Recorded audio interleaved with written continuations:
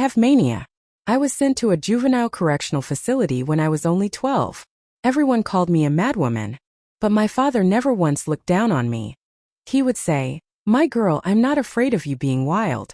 A girl who's a little bit crazy won't be easily bullied."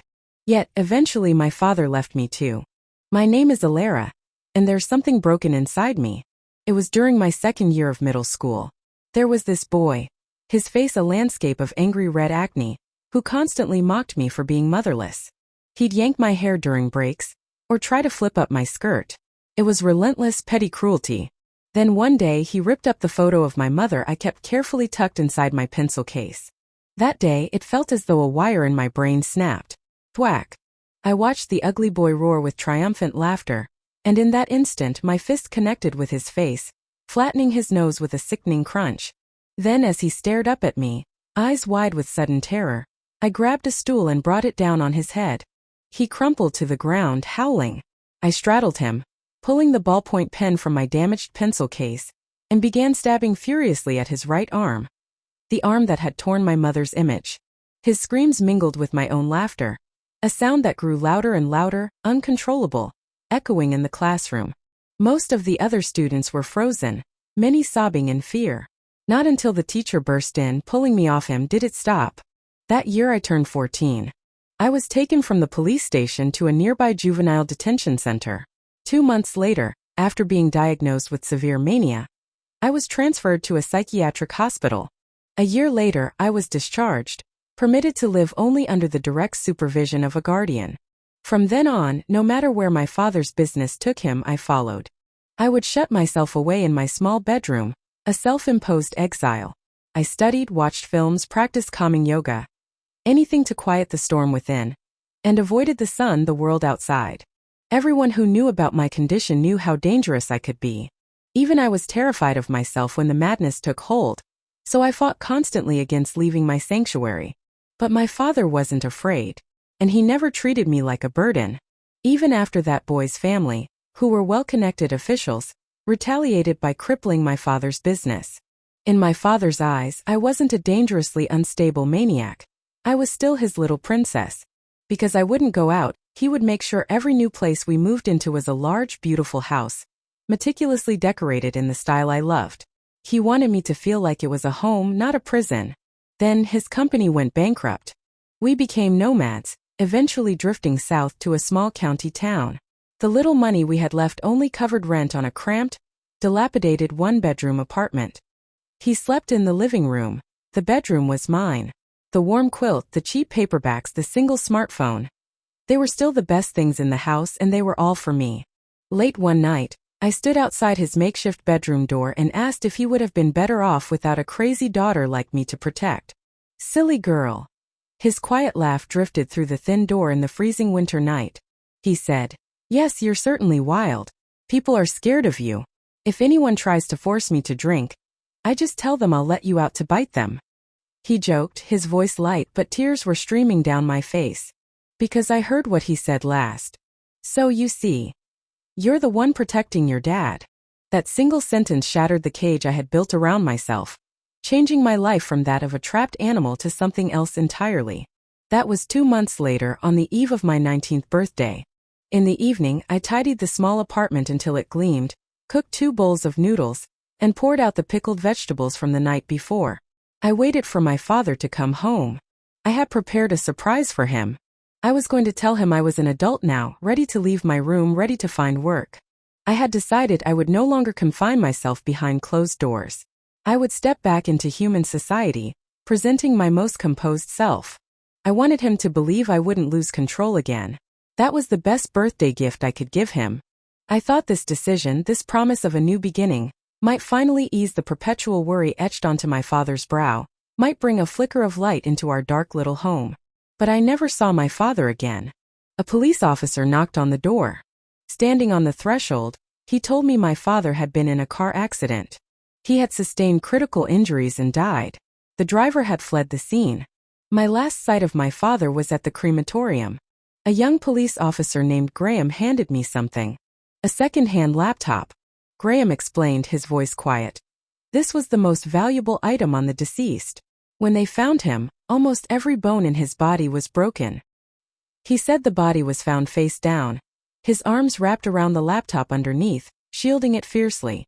Graham sighed, a note of regret in his voice. We thought there might be evidence on it protecting it like that. We checked. It was a brand new laptop, nothing on it.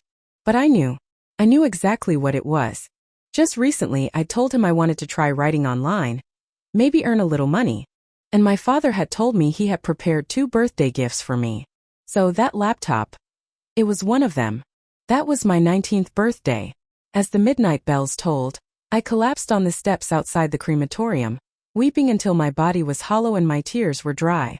I understood I would never know what the other gift had been. But that wasn't the deepest despair. As the exhaustion washed over me, Graham's words echoed in my mind. Evidence.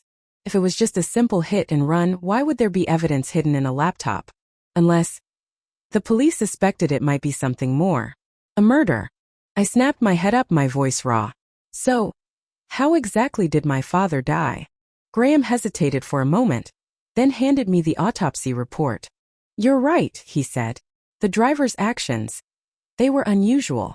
What Graham described next struck me with the same force as the boy's cruelty years ago, threatening to shatter the fragile control I maintained over my mind. According to his account, my father was thrown over 10 meters by the initial impact. The autopsy report confirmed he was still alive, still breathing after the first collision. But analyzing the tire tracks at the scene, the vehicle hadn't slowed down. Instead, it had driven directly over my father's body. Up to that point, you could perhaps attribute it to a tired or drunk driver who simply didn't realize they'd hit someone. But it didn't end there. After running him over, the vehicle stopped. Then it reversed and drove over him again. I couldn't begin to imagine my father's terror in those final moments. That middle-aged man, clutching his daughter's birthday gift, clinging to a sliver of hope, just enough to survive and place that gift in her hands. My entire body was trembling as I listened. I was using every ounce of remaining strength to keep the madness at bay, to prevent the control from slipping. Only after the cold sweat had soaked through my clothes did I finally manage to calm myself, forcing the words through gritted teeth. So when will the killer be caught? We can't say for sure yet, Officer Graham said, a note of sympathy in his voice. But we absolutely won't give up. I nodded slowly, a glacial calm settling over me. Finally I spoke, my voice unervingly steady. Then please, find the killer quickly. Otherwise, I'm afraid I won't be able to help myself. I might do something unreasonable. With that I turned to leave. I had taken only 2 steps when Officer Graham's voice stopped me. Elara, he said from behind me. We couldn't reach you before, so we checked your family records. I froze but didn't turn around. And I saw it, he stated flatly. The record for attempted murder.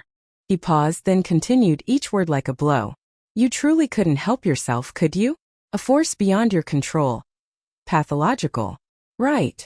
Only the wind sighed across the crematorium grounds. After a few seconds I slowly turned back. It was the first time I had smiled that day. It was a chilling, empty smile. Just find the killer quickly, I repeated softly. It'll be better. For everyone. It was past 1 in the morning when I walked away from the crematorium. Beneath the clear, star-dusted sky, only one thought remained in my mind. I would make that killer understand that failing to surrender was the biggest mistake they would ever make. Because of that night, I began to willingly leave the apartment. I went to the accident scene searching for tire prints. But the rain that day had washed away too many clues from the muddy road. I started knocking on doors along the road and in nearby villages, searching for potential witnesses. I pinned every piece of information I found onto the wall, trying to piece together the truth, to find a pattern, a lead. For a time I suspected the parents of the boy from middle school, believing they might have orchestrated it. I called Officer Graham and shared my suspicion. 3 days later he called back with a definitive answer. He told me he had contacted the local police in their area. Besides a solid alibi proving they were nowhere near, their only reaction was a torrent of insults directed at the officers. I had to admit it. We had fled south, almost no one knew our location. It couldn't have been them. My own hatred had blinded me. But I still loathed myself for being so useless, so amateurish. Truthfully, while I had devoured books in my room, including plenty of crime novels, A real-life case, especially a seemingly simple hit-and-run, was far more complex than I had imagined. The most ordinary case was proving to be the most difficult. So, I devised a different plan. At the time, there was a notorious case that had captivated the entire province. 4 women had disappeared consecutively in and around this county town, vanished without a trace, presumed victims of a brutal serial killer. After learning about these cases, I posted the details of my father's accident on the most famous online deduction forum in the country. However, I changed one crucial detail. I changed my father's gender. In my post, my father became a new female victim in the serial killer's spree. Yes, I disguised my father's hit-and-run as one of the serial killer's acts. By leveraging the notoriety of the serial murders, I hoped to draw attention to my father's case, to pique the interest of fervent amateur detectives online. The question became, was this a genuine part of the serial killings, or a copycat crime taking advantage of the chaos? Because my father's case details were distinct from the previous disappearances, the forum exploded with debate. While some genuine, talented minds attempted serious deductions, the majority were skeptical, questioning the authenticity of the case I presented. My post teetered on the brink of collapse under a barrage of reports and angry comments. Until late one night, I refreshed the page and saw a reply left by a user with the ID Zephyr. "I've looked at all the scene photos the poster collected," the reply read. "Comparing the time they were taken to the estimated time of the accident, only one tire print aligns. The Juvenile vehicle should be a 4.2-meter box truck." My hands trembled over the keyboard. It felt like grabbing the only lifeline in a raging sea. I frantically replied to Zephyr, asking how he knew. His response was arrogant. He said he was a car enthusiast. His username Zephyr was chosen, he claimed, because he loved speed, loved racing, and was never caught. 2 wheels, 4 wheels, 6 wheels, he understood them all. He would never be mistaken. But confirming the vehicle type wasn't enough. The police might already have that clue. Moreover, 1. The serial killer's victims disappeared from different locations, suggesting the culprit was moving around the county, with no fixed pattern. They were unlikely to pass down the same isolated road twice. 2. The previous murders were meticulously clean. The killer was likely either incredibly strong or part of a group, leaving victims no chance to fight back. This case, however, left a body behind, making it look more like a straightforward accident. Zephyr posted these points, then went silent. It was past 3 in the morning. He had likely gone to bed. I understood his implicit message. He was subtly pointing out that my posted case was likely fabricated. But it didn't matter. At least I had taken the first step. My method was simple, perhaps foolishly so. During the day, I continued my door-to-door search, hoping to obtain surveillance footage from shops along the surrounding routes. At night, I waited on that lonely road, observing every 4.2-meter box truck that passed. Then I would fake an injury, get them to stop, climb aboard, and gauge the driver, trying to discern if he was the killer. I gave myself a deadline: 1 year. If the person was local, if he still drove this road, I would encounter him. I would. He had used the most mundane method to kill my father. I would use the most stubborn, relentless method to wait for him to fall into my trap. I had prepared meticulously for this. Days and nights of grueling physical training, a small dagger easily concealed up my sleeve, razor blades taped to the small of my back, a slender tube of pepper spray taped to my thigh, and sedative pills hidden in my bra. I had turned myself into a hunter, on call 24/7. But I didn't know then what terrifying abyss this decision would drag me into. It was a cool night past midnight. I saw a box truck approaching, bearing unfamiliar license plates. It was a 4.2-meter box truck, old and battered, its headlights casting a dim yellow glow. I stepped into the middle of the road, waving my arms frantically. The headlights shone directly into my eyes, blinding me, until I heard the engine cut out. A middle-aged man with a square face leaned out of the window, a cigarette dangling from his lips. "What do you want, girl?" he asked gruffly. Squinting against the light, I pointed at my foot and yelled, "I've hurt my ankle, sir. Could you give me a ride?" The man glanced around, seeing the empty road under the moonlight, and nodded. "Get in then." I thanked him profusely, limping as I climbed into the passenger seat. The cab was messy, filled with the stale smell of cigarette smoke. I studied the man. He looked to be in his late 30s, powerfully built, his shoulders thick with muscle, clearly honed by hard labor. When I looked up, I found his large round eyes were also examining me, assessing. Our eyes met and I instinctively flinched, shrinking back slightly. "All right, girl, let's go." The man finally started the engine and began talking, asking questions intermittently. I told him I was 20, on vacation visiting family, heading to the next county town. I'd been exploring the area, twisted my ankle, and couldn't find a single car on this deserted road. The man didn't seem particularly interested in my story. His eyes kept returning to me with an appraising, almost predatory look. I had seen similar looks from 3 other drivers I'd hitched rides with, but none were as blatant, as nakedly desirous as his. A cold shiver ran down my spine. The man reached out and placed his hand on my thigh. Turning his head, he grinned and asked, "How about we have some fun?" My gaze dropped downwards and I froze. On his index finger, he wore my father's wedding ring. It was platinum with a circle of dim small diamonds. It had a quiet, understated elegance that felt utterly alien on this man. I snapped back to the present, forcing a smile onto my face. "How about you stop the car?" I suggested softly. His face lit up with surprise and eagerness. He immediately slammed on the brakes, pulling the truck over to the side of the deserted road. He then rapped twice on the partition behind the seats, as if confirming something in the back. This was a desolate stretch of asphalt, cracked and worn, flanked by endless fields of dried tall stalks swaying in the wind. Beyond lay an expanse of absolute darkness. "All right." After stopping the truck, the man pounced on me like an impatient ape, pressing his face against my neck, biting and sucking at my skin. It hurt and it was sickeningly repulsive. But I wrapped my arms around his waist anyway. Then I whispered close to his ear, "The night of September 10th, you hit and killed a man, didn't you?" He stopped abruptly, his head slowly lifting from my neck. I raised the hand that was around his waist, gently pressing the back of his head, guiding his face so he was forced to look into my eyes. He frowned. "What?" "A man," I clarified, my voice low. "Tall and thin, pale skin. Maybe you didn't get a good look. On this very road where you just picked me up." The man slowly shook his head. "I don't know what you're talking about." "I'm his daughter," I stated. "So?" he challenged, a flicker of suspicion now in his eyes. "So," I finished, my voice hard. "Can I have his ring back?" His pupils instantly constricted. I felt the muscles in his body tense, rigid. I maintained my hold. One hand was wrapped around the back of his head, pressing him to face me. The other was around his waist. And in the hand wrapped around his waist, concealed in my sleeve, was the dagger. I drove it in with sudden, desperate force. Feeling the blade sink into his lower back, I watched as the light in the man's eyes slowly faded, becoming vacant. The moment the man's body went limp and sagged against me, I felt a strange sense of completion, as if everything I had done, everything I had suffered, had led to this. It lasted perhaps 30 seconds. In that brief span, flashes of memory flickered through my mind.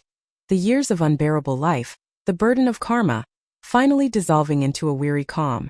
I thought about ending it all. But looking at the endless dark road, I remembered my father, and the thought of telling him at his grave that his daughter had succeeded. So I gritted my teeth and began to struggle, bearing the dead man's heavy weight. I opened the truck door and climbed out, intending to haul his body into the back and drive myself to my father's resting place. But the moment I opened the cargo door, I froze. Inside the truck, stacked one upon another, were cages. And in the cages, large and medium-sized dogs snarled and barked incessantly. Then I saw the most terrifying sight of my life. From the deeper recesses of the truck bed, 2 skinless hands reached out, pushing aside a cage. A man resembling a monster emerged from behind the barrier of cages. He was wrapped in a dark green military coat, but I could see his face was severely burned, entirely disfigured. He had no hair, no eyebrows, only holes where his ears should have been. His lips were so thin from the burns they were almost gone. His face was a scarred, pitted landscape. A pair of round, empty eye sockets stared at me. That was the first time in years I felt genuine, paralyzing fear. It was bone-deep, primal terror. I couldn't even tell if this thing was a human being or some kind of grotesque creature. Seeing the dogs in the cages, a horrifying thought instantly formed in my mind. The serial murder cases. The bodies that had vanished without a trace. And I remembered Zephyr's reply on the forum, that the serial killer might be a group, not just one person. So, So, the men who ran over my father, were they the serial killers? In that instant my brain raced. My voice was tight with urgency. Big brother. The driver's injured. He told me to come find you for help. What? The burned man paused, speaking for the first time. He quickly pulled a piece of black cloth over his face, covering his features. Then he moved the blocking cages aside and stepped out of the truck. Turning his head, he let out a low, hissing sound from his throat. All the dogs immediately fell silent, tucked their tails and whimpered fearfully in their cages. It was then that he took the driver's body from my back. In that precise moment, I saw a sudden sharp gleam of malice flare in his two cavernous eyes. I knew he had seen the knife wound. But that was exactly the second I was waiting for him to hesitate. Standing behind him, I raised the dagger in my hand high and lunged forward, plunging it towards him. Yet, even in that split second, the burned man reacted, leaping back a significant distance. Then he assumed a stance I had never seen before. He crouched low, legs spread wide, arms circling in a defensive/offensive posture. In the darkness he looked like a rabid black bear, standing upright in the shadows. What was this man? This thing? What in God's name was he?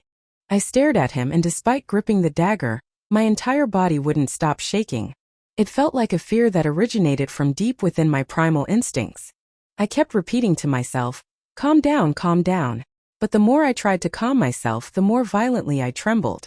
Until the burned man lunged towards me, utterly destroying the last remnants of my composure. He was unbelievably fast, his attack angled unnaturally. He moved like a wild beast, striking my neck with an open palm. My body went limp and I collapsed to the ground. The last thing I saw was a beam of light. In the distance, a police car. Perhaps the sight of the police car offered a final flicker of safety, because in my unconscious state, I dreamed of my father. My father. He spoiled me rotten. Even after what happened in middle school, his love and care for me never wavered. When I returned from the psychiatric hospital, he made me a promise. I could do whatever I wanted. Any book I wanted to read, any hobby I wanted to pursue, no matter how expensive, he would buy it for me. Any dish I wanted to eat, he would practice cooking it from recipes until he mastered it perfectly before serving it to me. Most of all, he constantly encouraged me to step outside, from my bedroom to the living room, out of the house into the world. Learn to make peace with yourself. That was the lesson he tried to teach me. He'd say, Elara, don't be afraid. Just step out and look around. The thing you're most afraid of, it's not as scary as you think.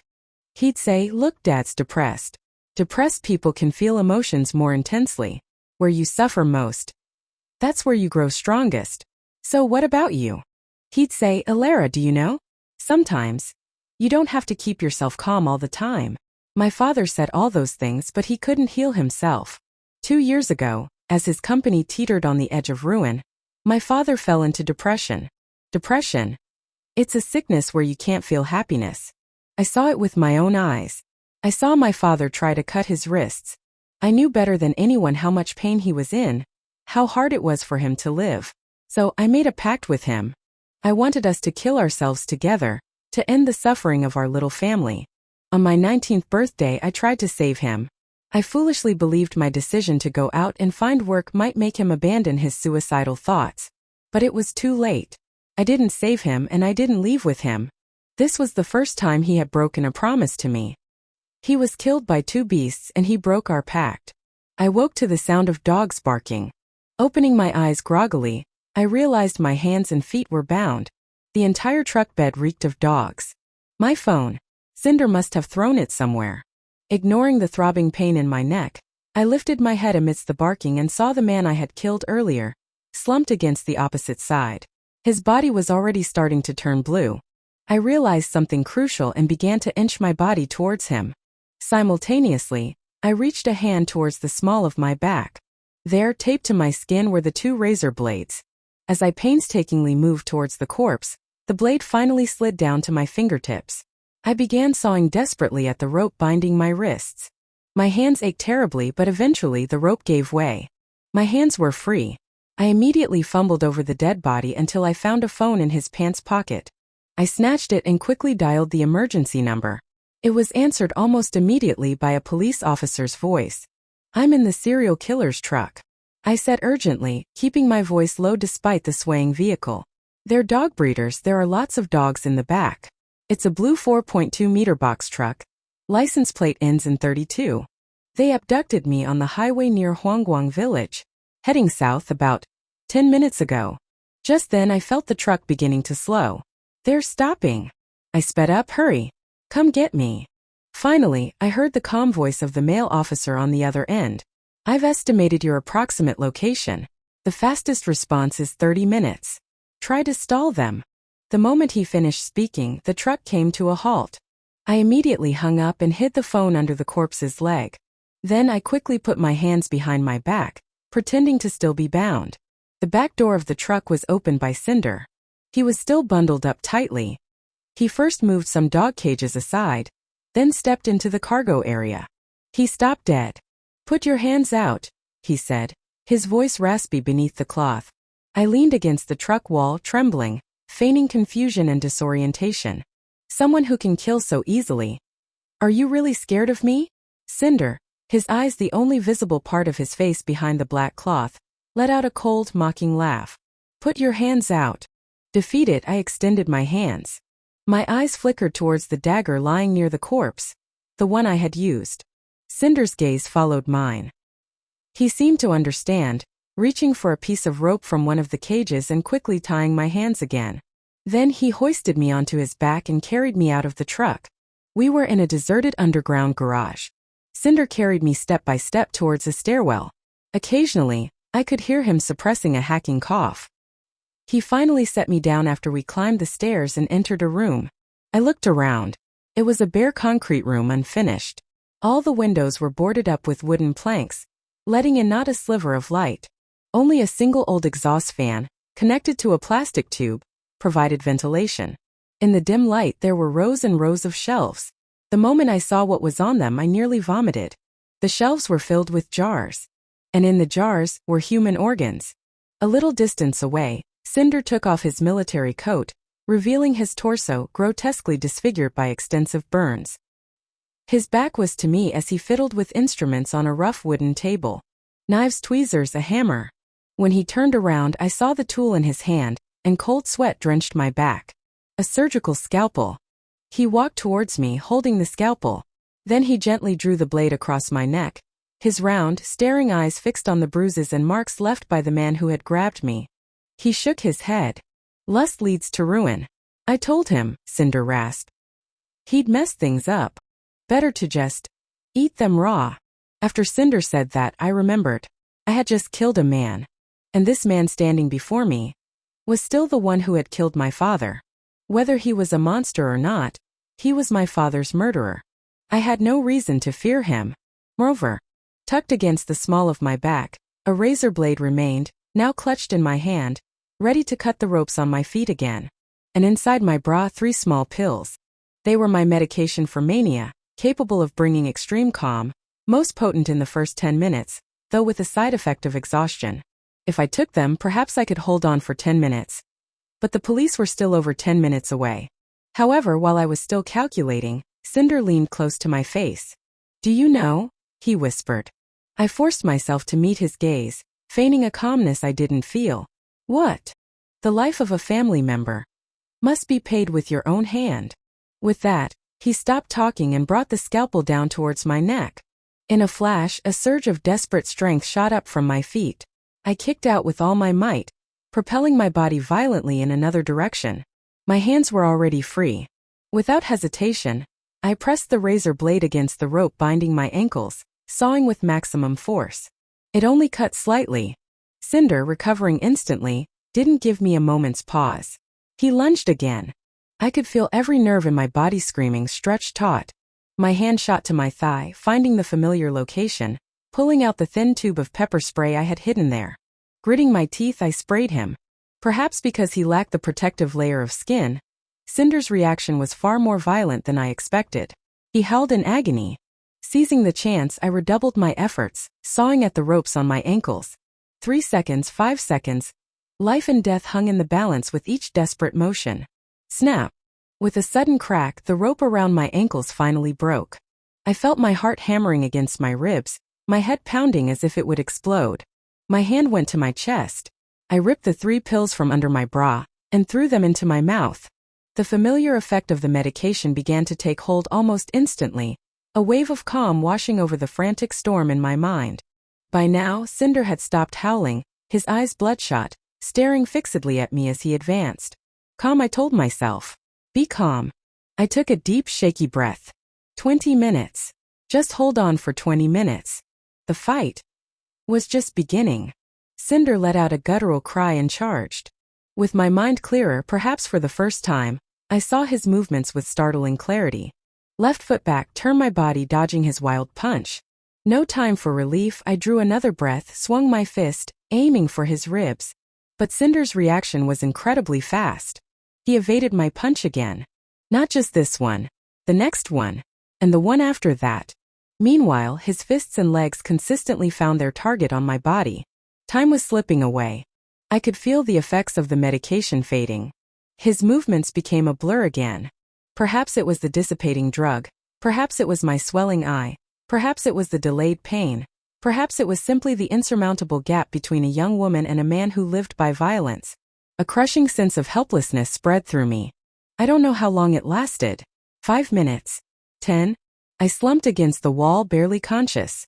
Through my blurry vision, I saw the burned man, seemingly unmarked by our struggle, bend down and pick up a cleaver from the floor. He walked towards me. And in this moment closest to death, I heard a voice. My father's voice. Elara, do you know? Sometimes you don't have to keep yourself calm all the time. Cinder's knife came down again. Whoosh! A strand of my hair floated in the air. The cleaver buried itself into the wooden plank covering the window, less than 5 centimeters from my head. A faint breeze drifted in through the crack left by the blade. Cinder recoiled sharply, a flicker of uncontrolled surprise on his face before it twisted back into a Ning smile. Guess you're lucky. Next. Before he could finish, I started to laugh. It began as a quiet chuckle, then escalated into wild, unrestrained laughter that echoed through the bare, grimy room. I stood up, straightening my back. Peering through the hair falling across my face, I stared at him. Not luck, I said. I meant to do that. I had unleashed the manic part of myself. The part one had suppressed for 8 years. A power and a perception, not entirely my own, yet terrifyingly familiar, surged through every muscle in my body. This energy filled me. The moment I threw my fist, I knew it would connect with that bastard. And it did. A solid hit. Then a second punch, a third. For the first time, the burned man retreated. I seized the opportunity, turning and grabbing a hammer, about the length of my forearm, from the wooden table. But when I looked at him again, the room plunged into sudden absolute darkness. Cinder had turned off the lights. His voice echoed from different corners of the room. Ever heard of a wild animal? They have instincts. Dogs, cats, wolves, grizzlies. Survival, hunting, eating flesh. Have you ever experienced the thrill of living by instinct? You haven't, because you haven't been burned alive like me. I can see you, little girl. In the darkness, I couldn't see his figure at all. But every few seconds, a part of my body was cut. Shallow cuts, bleeding profusely, but none immediately fatal. I knew he was toying with me, torturing me, and I knew 30 minutes was still a lifetime away. I began to swing the hammer wildly, like a desperate madwoman, performing meaningless, flailing actions, which only drew laughter from the burned man in the dark. All I could hear now was the sound of my own blood dripping onto the floor. Everything was becoming hazy, until a distinct sound cut through the darkness, halting his movements and pulling my mind back to reality. Police sirens. Sirens that had arrived over 10 minutes early. Look, Dad's depressed. Depressed people can feel emotions more intensely. Where you suffer most, that's where you grow strongest. So what about you? So what about him? When the sirens sounded, Cinder's knife was at my throat, and he was demanding to know if I had called the police. In that moment, my hand brushed against his skin. It was rough, pitted, but also thin like a delicate membrane. Why did he possess this so-called beast's instinct? Why was he so fast? Why could he see me in the dark? All the pieces of the puzzle clicked into place the moment I felt his skin. I didn't swing the heavy hammer again. Instead, I simply blew a gentle puff of air towards him. As if by instinct, the burned man recoiled, jumping away from me. Where you suffer most, that's where you grow strongest. I know your secret, I said softly. It's the wind. I finally understood. Cinder wasn't a wild beast, nor did he possess supernatural instincts. The instinct he relied on to torment me was born from his very scars, his constant pain. I remembered something I had read. There are people who are extremely sensitive to air currents. Even the slightest breeze can be detected by them. Often, this condition develops in individuals who have suffered extensive burns. Lowered immunity can cause extreme sensitivity to cold air, or other types of skin reactions upon contact with air. The burned man had weaponized years of agonizing suffering, turning it into his ability. It allowed him to detect my movement, the subtle displacement of air, my scent in the dark. In the silence of the darkness, Cinder was briefly quiet. Then he simply said, "No fun anymore." Immediately he charged towards me. I scrambled back, but I knew my movements were only giving away my location and actions more clearly to him. He forced me back towards the window. Desperately reaching behind me, my flailing hand brushed against the handle of the cleaver embedded in the wooden plank. "Elara, don't be afraid. Just step out and look around. The thing you're most afraid of. It's not as scary as you think." In that instant, everything flooded back. Cinder in the truck, covered head to toe. Cinder in the underground garage, coughing strangely. Cinder recoiling when the cleaver opened a crack in the window and let in a breeze. Wind. It was his weapon, but it was also his weakness. I felt his blade slashing towards me. Almost simultaneously, I raised the hammer in my hand. An agonizing pain tore through my right ribs. I could tell he intended to kill me this time. But I was laughing. "Don't be afraid," I whispered. "Just step out and look around." And with that, I swung the hammer with all my remaining strength, smashing it against the wooden planks boarding up the window. The wind howled through the newly broken opening. The cold, biting southern wind whipped through the room like sharpened knives. Cinder shrieked, and from the sound of his movement, he scrambled into the adjacent room. I ignored him. Again and again I hammered, shattering the wooden planks, letting the moonlight flood in, allowing the wind to rage through the room. Standing in the icy blast, I forced myself to whistle, pretending to be lighthearted, as I slowly made my way towards the door. I flipped on the light switch and then locked the door from the inside. "Hey, little monster," I called towards the bedroom. "Don't think about running." Then I reconsidered. I unlocked the door and flung it wide open. The cross breeze became a gale. "That's better," I said softly. "You can't escape." A wall of wind tore through the living room, whipping my dark hair around my face. I spat out the hair that had blown into my mouth, listening to the sounds of agonizing howls coming from the bedroom. Until, carried on the cold wind, I heard the closer sound of police sirens. I walked into the bedroom. Inside, Cinder was curled up in a corner, his body covered in angry red welts. Patches of his skin had turned black, and his hands were raw, covered in self-inflicted scratches, bleeding freely. I walked over, ignoring him. One by one, I smashed the wooden planks boarding the windows in the bedroom too. Finally, using the tip of the hammer, I gently nudged the blanket that had fallen over Cinder. "I got you," I said. Cinder looked up at me, his eyes filled with terror. "Let me go," he croaked, his voice hoarse. "Please. I'll turn myself in." I shook my head. Despair filled his eyes, and he let out a disbelieving rasp. You'll get the death penalty." I shook my head again. "It doesn't matter. Self-defense, intentional homicide. It doesn't matter. Just think about that man. The man you ran over and killed. He was my father. I made a promise. I told you.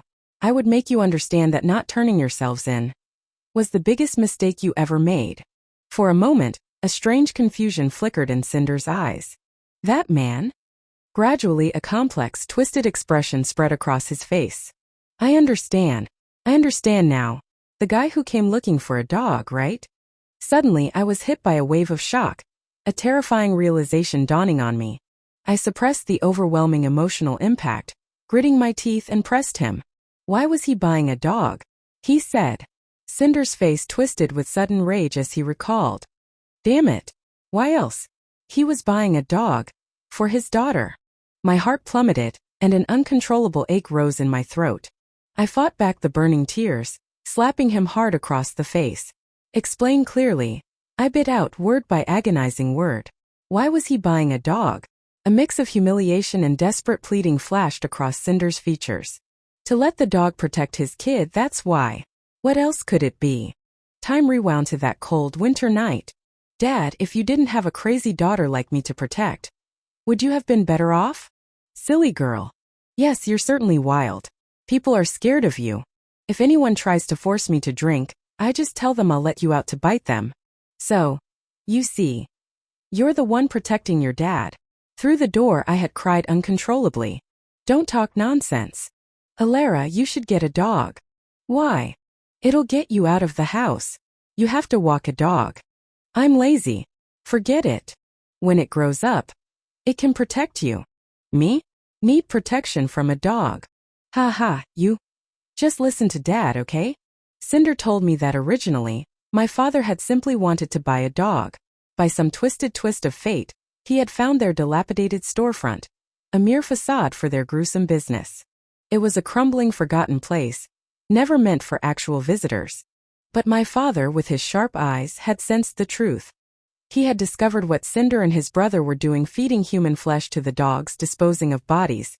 My father had tried to play it cool, pretending nothing was amiss, leaving quickly. But Cinder was too shrewd, too paranoid. They chased. My father ran. And ultimately he died beneath the wheels of that truck. Back then your old man was really messed up, Cinder rasped, a strange mix of anger and reluctant respect in his voice. He was actually proud, even as he was dying.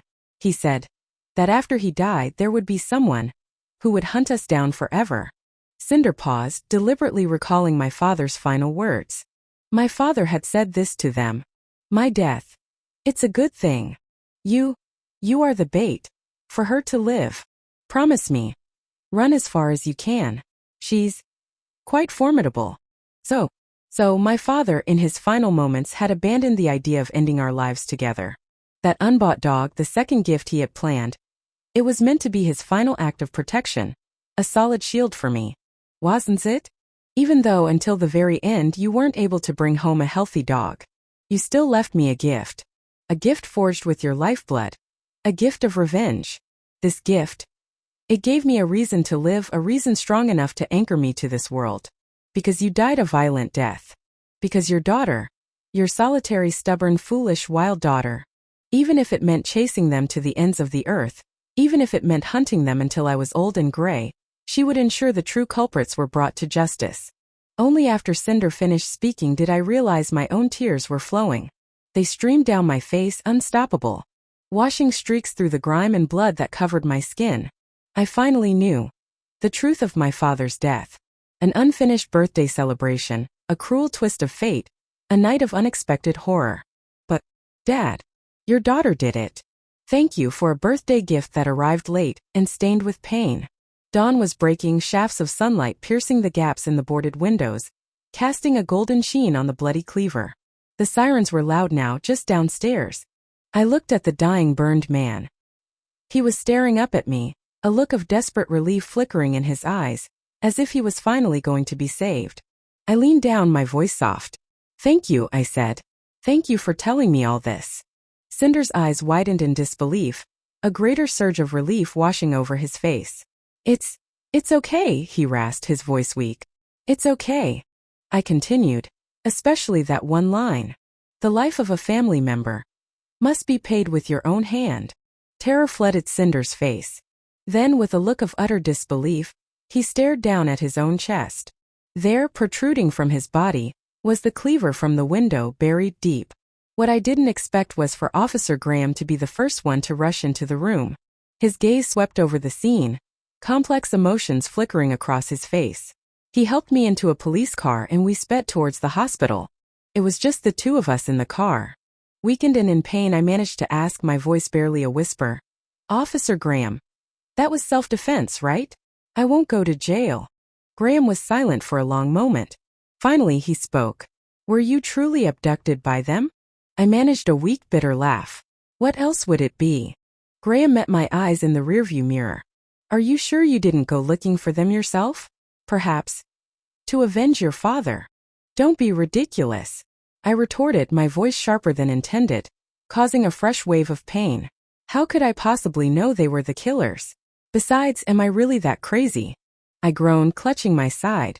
It's just us here, Graham said quietly. No recording. You can be honest. I rolled my eyes, the familiar defiance surfacing even now. Stop speculating.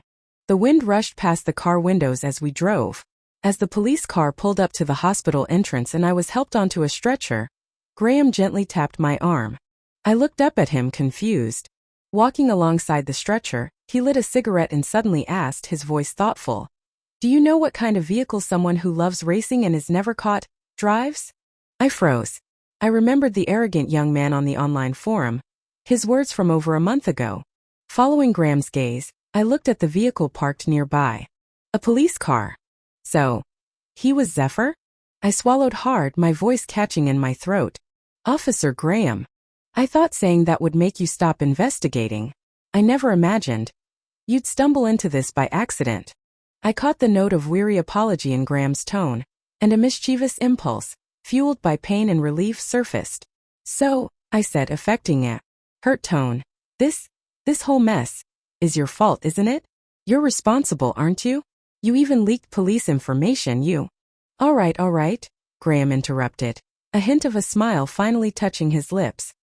He stopped, meeting my gaze one last time before turning and giving me a small wave, walking away into the rising dawn.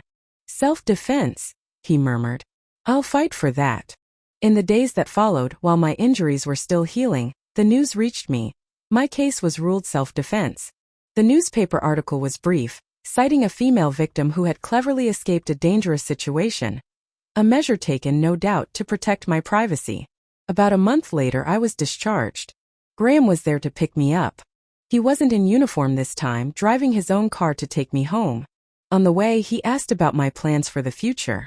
I thought for a moment, then said, "Just live properly." "And the condition?" Graham asked, his tone neutral. "How are you managing?" I was silent for a moment. Then I told him something. My father had given me an analogy once.